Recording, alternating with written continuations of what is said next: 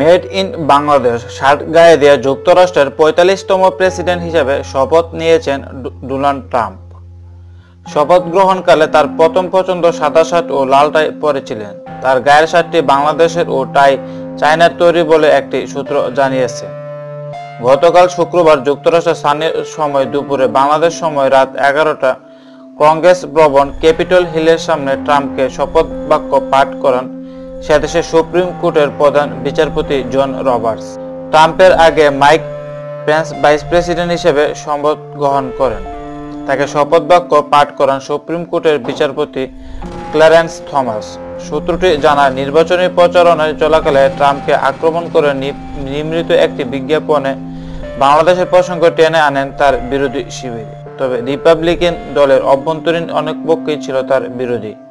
এর মধ্যে অন্যতম আওয়াই প্রিন্সিপাল পিএসসি নামের রিপাবলিকান দলের একটি শীর্ষ দাতা সংগঠনও ছিল।